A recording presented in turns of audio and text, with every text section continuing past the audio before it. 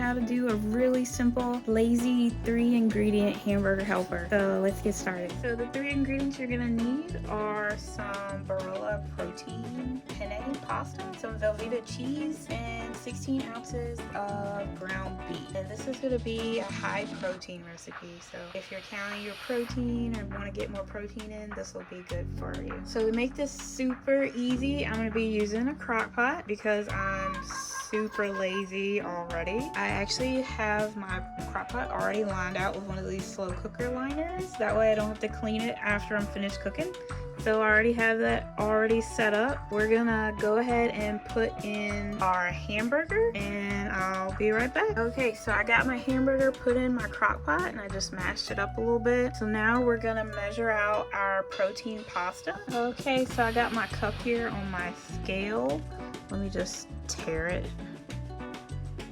So we're at 0 grams. So I want to get 4 servings. So I'm gonna measure out 224 grams since it's 56 grams per serving. It still keeps giving me 1 gram, but I'm gonna spill some. Oh, another one. Okay. So that's 222.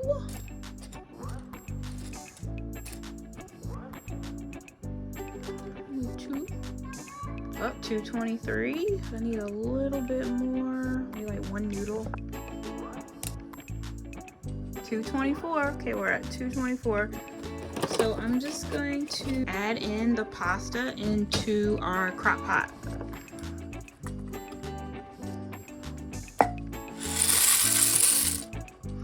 And you don't have to cook it or anything, you just kind of just add it in. Okay, so now we have to add in our water. I'm gonna add in about 3 cups of water. So I don't want it to be too watery. I want it to be kind of creamy. And then we'll let that cook for 4 hours on high, and then we'll add our cheese in later on once it finishes cooking. I'm gonna go ahead and add some salt and pepper just to kind of season this a little bit. Okay, so I'm gonna add in my water, and I actually added in 26 ounces of water, which is equivalent to 3 1/4 cups of water. Okay, we got this plugged in, so now we're gonna put it at 4 hours on high and let that cook, and I'll see you in a little bit. Okay, and actually it's been 4 hours. Okay, this is what we're looking at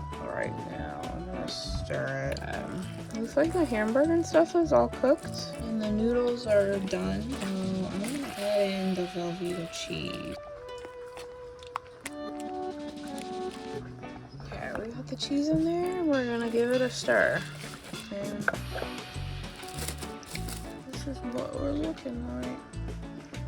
Okay, so that's how you make your 3-ingredient lazy hamburger helper.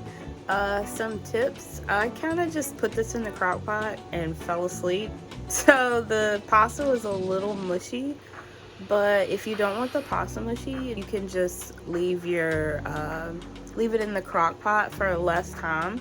I would think around like 2 hours, and check it to see how long. It doesn't really mess with the flavor, but if texture is a big thing for you, then I would definitely leave it in the crock pot less time. But I don't really care. I'm just hungry, so.